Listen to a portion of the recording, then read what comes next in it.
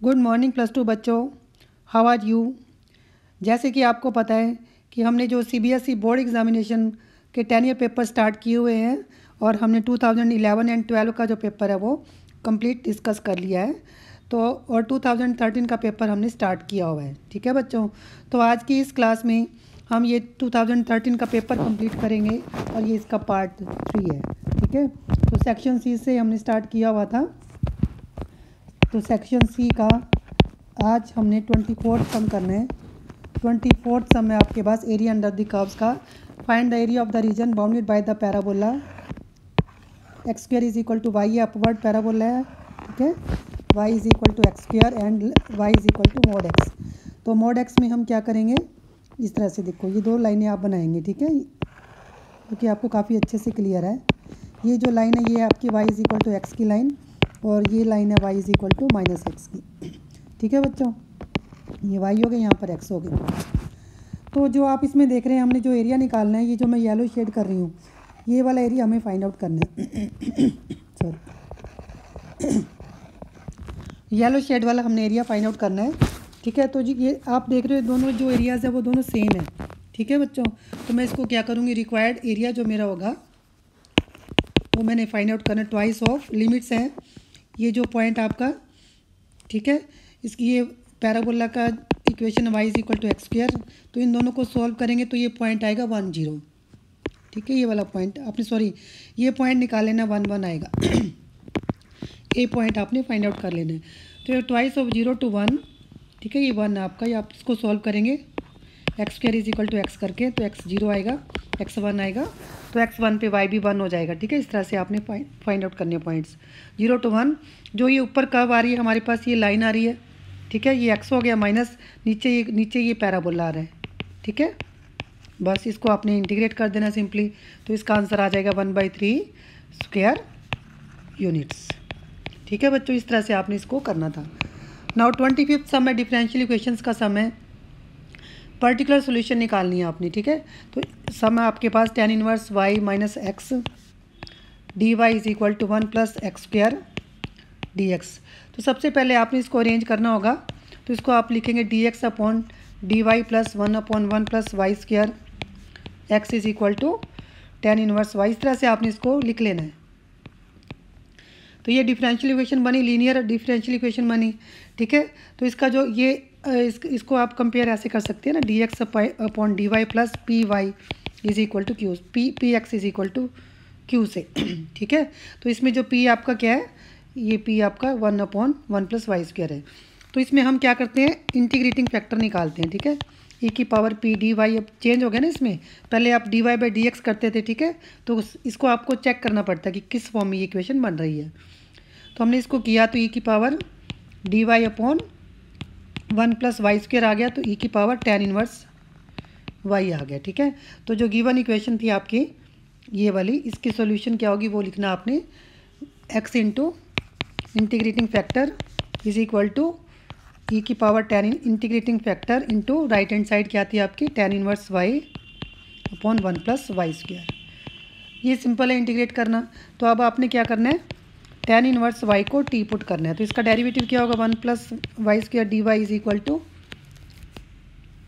D T हो जाएगा। ठीक है, तो जो आपका i कन्वर्ट किस में हो जाएगा, ये हो जाएगी की पावर t, और इसको आपने t पुट किया इंटू टी डी टी हो गया। तो इसको आप बाय पार्ट्स इंटीग्रेट कर लें। ठीक है, फर्स्ट फंक्शन इसको लेके इसको second, first function as it is E की पावर टी का इंटीग्रेशन ई की पावर टी माइनस टी का डेरिवेटिव 1 हो गया।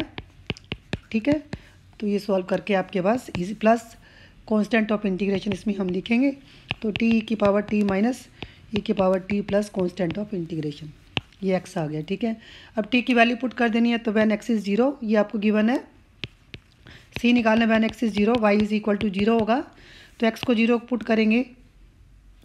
ठीक है, और टी की वैल्यू क्या थी आपके पास, टी की वैल्यू थी ई की पावर tan इनवर्स वाई, तो ई की पावर 0 कितना हो गया, 1 हो गया, तो ये टी 1 आ गया आपका। ठीक है, वैन एक्स इज़ 0 मतलब टी इज़ 1 हो गया, तो इसको सॉल्व करके आपने सी निकाल लेना है। ठीक है, तो लास्ट में जो आंसर आएगा आपका x is equal to tan inverse y minus 1 plus e की पावर tan इनवर्स ये आप चेक कर सकते हैं। ठीक है बच्चों, इसके बाद है 26 sum. Find the equation of the plane passing through the line of intersection of the planes. दो प्लेन्स गिवन है, ठीक है। Find the equation of the plane जो कि दोनों की लाइन ऑफ इंटरसेक्शन में से पास करेगा। दो प्लेन्स गिवन है आपको, ठीक है। वो प्लेन कौन कौन से हैं और उसका जो whose perpendicular distance from the origin is unity given है। तो सबसे पहले हम प्लेन लिखेंगे जो कि आपको given i plus 3j minus 6 is equal to 0, और दूसरा वाला था r minus r dot 3i minus j minus 4k is equal to 0। ठीक है बच्चों, तो इसको सॉल्व करेंगे तो ये आएगा आपका x, ये वाला आएगा x plus 3y minus 6 is equal to 0, और दूसरा आएगा 3x minus y minus 4z is equal to 0। इस तरह से आ जाएंगे, ठीक है। तो जो इन दोनों की इंटरसेक्शन में से पास करेगा, जो मैंने स्टार लिखा है, तो वो किस टाइप का होगा, उसमें आपने लैम्डा से इनको कनेक्ट कर देना है। तो x plus 3y minus 6 plus lambda into 3x minus y minus 4z is equal to 0।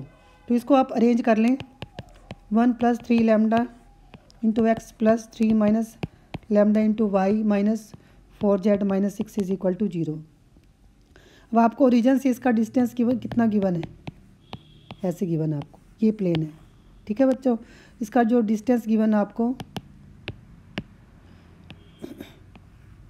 इसका ये डिस्टेंस आपको गिवन है unity 1, d is equal to 1 given है। ठीक है, बस ये एक्स वाई जेड को 0 पुट कर दें तो इसको सॉल्व करेंगे आप, तो d हमारा कितना आएगा, 0 प्लस 0 माइनस 6 का मोड, नीचे कोफिशिएंट ऑफ x का स्क्वायर, ये है 1 प्लस 3 लैम्डा का स्क्वायर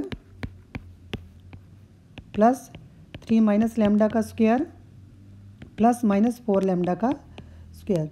तो इसको सॉल्व करके लैम्डा की वैल्यू प्लस माइनस 1 आ जाएगी, और ये जो वैल्यूज़ आएंगी आपके पास, ये वैल्यूज़ आपने लैम्डा की पुट कर देनी है, इस इक्वेशन में पुट कर देनी है, जहाँ पे मैं स्टार फिर से लिख रही हूँ। ठीक है, ये जो मैंने येलो शेड किया, इसमें पुट कर देनी है आपने लैम्डा की वैल्यूज़, तो आपके पास दो प्लेन्स की इक्वेशंस आ जाएंगी।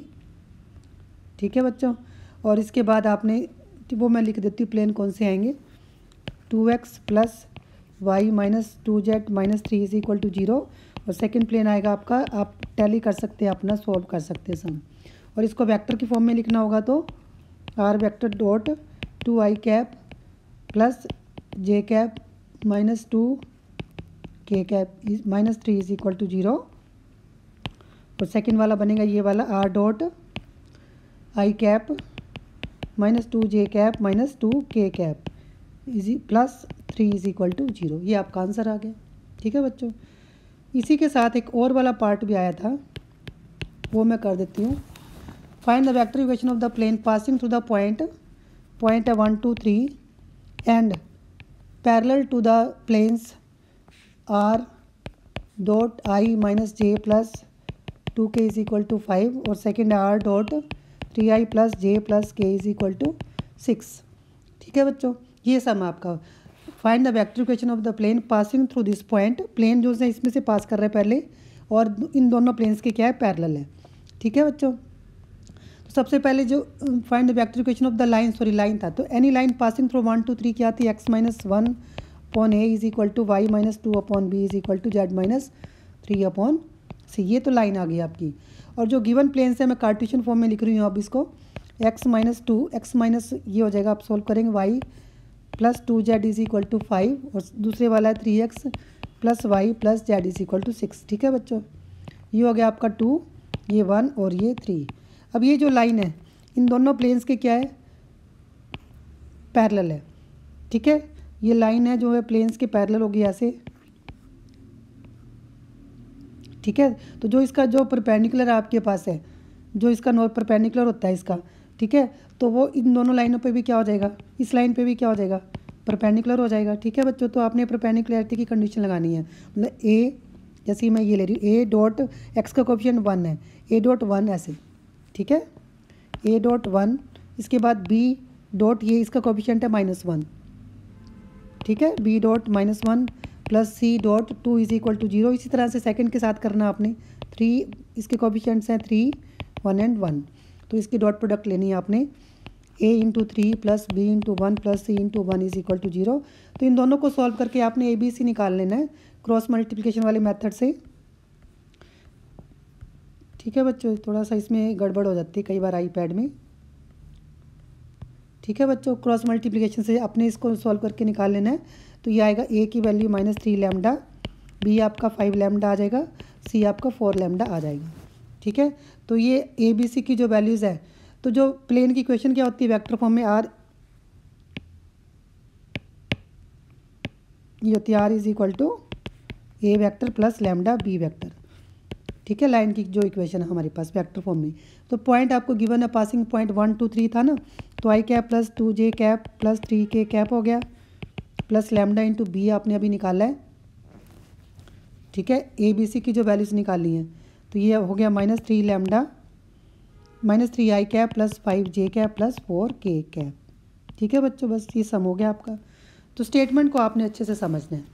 ठीक है बच्चों, अब इसके बाद है 27 सम। ये प्रोबेबिलिटी का सम है। इसमें देखो क्या करना है। In a hockey match both teams A and B scored the same number of goals to the end of the game. So to decide the winner, the referee asked both the captains to throw a die alternately. एक die को throw करें alternately and decided that the team whose captain gets first six first, जिसका captain first में 6 जो सा पहली बार में आ जाएगा, he will be declared the winner. ठीक है, तो कैप्टन A को कहता है कि आप गेम स्टार्ट करो, तो अब इसकी प्रोबेबिलिटीज निकालनी of winning the match and state whether the decision of the referee was fair और नॉट। ये देखो जो डिसीजन वाली बात इसने पूछी है लास्ट में, दैट इज़ नॉट फेयर, क्योंकि जो भी स्टार्ट करेगा वो ऊपर ही रहेगा। ठीक है, तो the decision of the referee was not fair as whosoever starts throwing the die gets an upper hand। ठीक है, इसका लास्ट वाले का तो ये आंसर हो गया। अब आपके पास एक जो हमने 6 को थ्रो करना है, प्रोबेबिलिटी ऑफ हमारे पास 2 टीमें हैं। ठीक है, प्रोबेबिलिटी ऑफ A क्या होगी, फिर दोनों के सेम चांसेस हैं। ठीक है, हमने A से स्टार्ट करना, तो इनके कम जो बाहर होंगे वो 5/6 होंगे। 1 माइनस, चलो मैं 1 - 1/6 कर देती हूँ, 5/6। ये प्रोबेबिलिटी ऑफ B बार भी यही है। ठीक है, जब मान लो A गेम स्टार्ट करता है, क्योंकि रेफरी ने बोला A को स्टार्ट करे गेम, तो सपोज़ पहली बार में 6 आ जाए तो विनर हो जाएगा। हो सकता है पहली बार में सक्सेस ना मिले, हमें सक्सेस नहीं मिलेगी तो फिर B हमें करना पड़ेगा, B का फेलियर लेना है, फिर A सक्सेस में A की सक्सेस आ गई, ऐसे फिर ऐसे करते जाना। मान लो A पहली बार में फेलियर है, ठीक है, B भी फेलियर है, फिर से किया, फिर से फेलियर आ गया, फिर से B का तो फेलियर ही लेना आपने हर बार, फिर से A ऐसे आ जाएगा। तो इस तरह से आपने कंटिन्यू करते रहना है। तो require the probability that A wins, the probability that A wins क्या होगी, फिर ये होगी हमारे पास probability of A plus probability of A, यहाँ पर सॉरी A बार था, A बार B बार और A। ठीक है, फिर plus probability of A bar B bar A bar B बार फिर A आ गया। इस तरह से ये चलता जाएगा, इसका कोई एंड नहीं है। तो अब मैं इनकी वैल्यूज पुट कर रही हूँ। देखो बच्चों ध्यान से देखना, प्रोबेबिलिटी ऑफ A 1/6 था, A बार फेलियर, इसको सेपरेट कर लेना आपने। ठीक है, ऐसे लिखना probability of A bar probability, इस तरह से आपने इसको सेपरेट करके लिखना है, ऐसे नेक्स्ट में ऐसे करना आपने। ठीक है, तो मैं अब इसको जल्दी से करती हूँ। 5/6 इंटू 5/6 इंटू 1/6 प्लस 5/6 5/6 5/6 5/6 इंटू 1/6। ठीक है, प्लस 100 इस तरह से करते गए हम।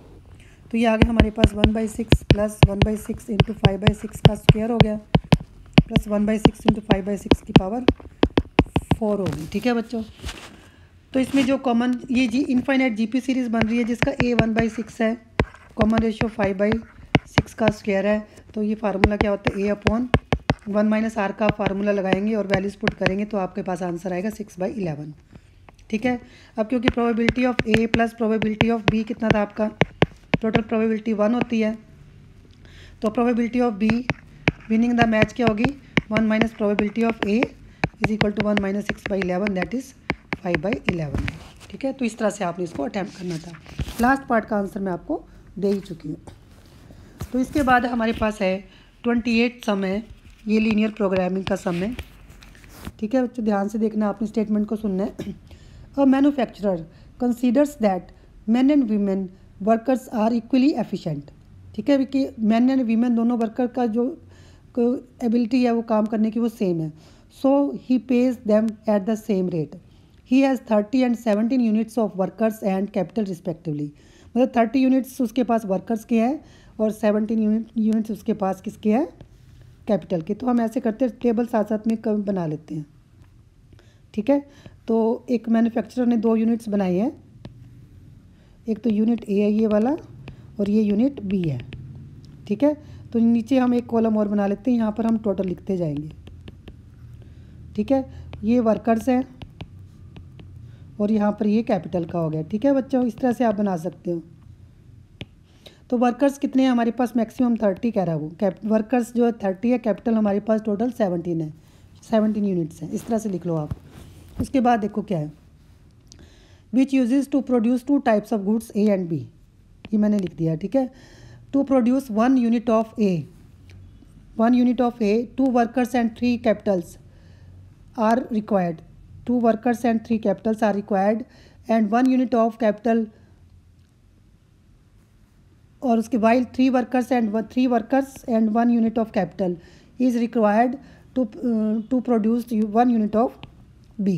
ठीक है, if A and B are priced at ₹100, ठीक है, and ₹120 per unit, मतलब ये आपका Z हो गया ₹100। इसको टोटल हमने जैसे एक्स को ले लिया हमने कि जैसे ये मतलब गुड्स ले लिया आपने, ये वाली x units of the goods A है और वाई यूनिट्स जो आपने लिया वो गुड्स बी है। ठीक है, तो जेड क्या बना 100x प्लस 120y। बस ये स्टेटमेंट समझनी है बच्चों आपने। ठीक है, how should he produce his resources to maximise the total revenue. इसको मैक्सिमाइज करना है जेड को आपने। From the above as an LPP and solve graphically. Do you agree with the view of the manufacturer that men and women workers are equally efficient and so should be paid at the same rate? ये तो आप इससे तो agree करते ही हैं। ठीक है, कि मैन एंड वुमेन वर्कर्स को इक्वली एफिशिएंट है और उनको सेम रेट देना चाहिए। ठीक है, ये तो हो गया इसका लास्ट पार्ट का आंसर। इस तरह से आजकल सम्स पूछे जाते हैं ना आपसे कि उसका आपने लास्ट में जो वो क्वेश्चन पूछता है कि आपको ये सही लगता है कि गलत है, तो उसका आंसर हमने कर दिया है। अब बचा ये वाला, इसको सॉल्व करना है। तो ये हम इसको करेंगे, ये 2x हो गया आपका। इसको देखो स्टेटमेंट बनानी है आपने, यहाँ से 2x ये प्लस 3y ये वाला, सॉरी ये 2x, सॉरी पहले हम इसका बनाएंगे वर्कर्स का। ठीक है, इसको लेना आपने 2x प्लस 3y, ऐसे करना है। इज़ लेस देन और इक्वल टू 30 और सेकंड वाला देखो आप 3x, ये वाला 3x plus y is less than और इक्वल टू 17। एक्स पॉजिटिव होता है, वाई पॉजिटिव होता है। बस बच्चों ये आपने दोनों लाइनें बनानी है और पॉइंट्स निकालने हैं इंटरसेक्शन के और जेड में वैल्यूज पुट करनी है। तो आप इंटरसेप्ट फॉर्म लेके लाइंस बना सकते हैं। जैसे एक बार इसमें एक्स को 0 लेना है, एक बार वाई को। ठीक है, तो ये लाइन आएगी आपकी, ऐसे ग्राफ बनाना है।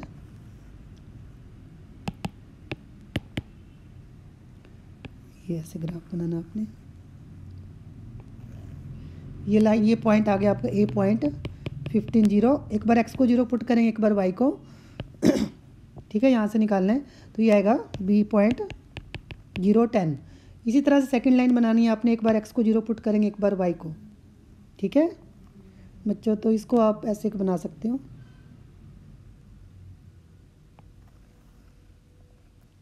इस तरह से बनेंगे। ठीक है, ये जो पॉइंट आया मेरे पास, ये सी पॉइंट आया 17/30 और ये जो पॉइंट आया डी मेरे पास,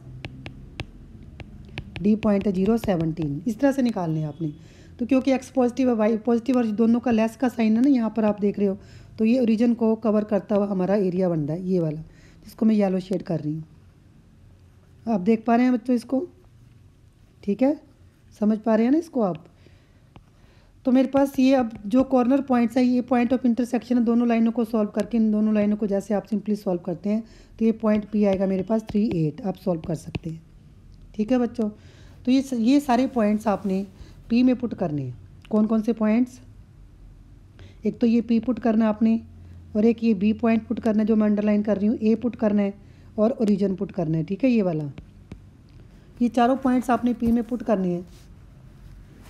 तो आप चेक करेंगे एट ओरिजिन 0 0 पर जेड 0 आएगा, एट 17/3 0, ये हमने क्या लिया, सी लिया था, ये सी लिया, इस पर हमारा जेड आएगा। आप इसको कैलकुलेट कर सकते हैं, मैंने पहले ही करे हुए कैलकुलेट। एट पी, इससे हमारा टाइम सेव हो गया, जेड 1260 आएगा, और एट बी 010 पर जो जेड आएगा वो 1200 आएगा। तो आप इसमें देख रहे हो कौन सी जो वैल्यू हाईएस्ट आ रही है आपके पास, 38 पर जो मैक्सिमम पॉइंट आ रहा है, मैक्सिमम वैल्यू जेड की आपके पास आ रही है। ठीक है बच्चों, तो इस तरह से आपने इसको सॉल्व करना था। नाउ लास्ट सम 29 है, ये सम है मैट्रिसेस का, इसकी स्टेटमेंट काफ़ी बड़ी है तो ध्यान से समझना आपने। The management committee of a residential colony decided to award some of its members say x for honesty. ठीक है, ऑनेस्टी के लिए एक्स। तो मैं इसका क्या करती हूँ, एक टेबल इसका बना लेती हूँ, साथ साथ में बना लेते हैं। तो ये आप यहाँ पर है नंबर ऑफ़ मेंबर्स, और यहाँ पर आएगा ऑनेस्टी, और सेकंड है ऑनेस्टी के लिए एक्स कह रहा है वो, सम से वाई फॉर हेल्पिंग अदर्स का ये एक्स कह रहा है, ये वाई कह रहा है। ठीक है बच्चों, and for supervising workers, supervision का जो है, सुपरविजन का जेड हो गया, सुपरवाइजिंग द वर्कर्स जेड से Z, for supervising the workers to keep the colony neat and clean. उसने इस तरह से बना दिया ऑनेस्टी, हेल्पिंग ऑफ अदर्स और सुपरविजन। इस तरह से क्या होगा कि कॉलोनी जो सी वो क्लीन रहेगी, उसने उसको एक्स वाई जेड बोल दिया हुआ। ठीक है, तो ये क्या, the sum of all the awardees is 12, मतलब एक्स प्लस वाई, एक साथ साथ में आप लिखते जाएंगे तो आपका सम जल्दी से सॉल्व हो जाएगा। उसके बाद है 3 times the sum of awardees of for cooperation and supervision added to 2 times number of awardees for honesty, मतलब 2x + 3 into Y plus Z, आपको ये गिवन है इज़ 33 है। ठीक है बच्चों, if the sum of the number of awardees for honesty and supervision is twice the number of awardees for helping others, मतलब x + y is equal to 2z given आपको। ठीक है, using matrix method find the number of awardees of each category, मतलब x y z निकालना आपने। ठीक है, और फिर आपने suggest one more value which the management of the colony must decide for awardees, मतलब कहते हैं एक और वैल्यू आप बताएं। तो इसमें क्या है, management of the colony must include for awards for those members of the colony also for help for keeping the environment of the colony free of pollution. ठीक है, जो कॉलोनी के जो एनवायरनमेंट के को फ्री ऑफ, मतलब pollution से free रखेगा, उनको भी अवार्ड मिलना चाहिए। तो ये एक ऐसे उसको, मतलब एक ऐसे मेंबर्स और भी अवार्ड करनी चाहिए, ऐसे मेंबरों को भी उसको अवार्ड देना चाहिए, ये चीज़ है। ठीक है, तो ये जो सम बना बेटे आप बच्चों आपका, ठीक है, ये तो बड़ा सिंपल है, मैट्रिक्स मेथड का सम बन गया। तो कोएफिशिएंट मैट्रिक्स आप बना सकते हैं 1 1 1 2 3 3 1 -2 एंड 1। ठीक है, और एक्स आपका आ जाएगा एक्स वाई जेड, और बी जो आपका है राइट हैंड साइड में 12 33 एंड 0।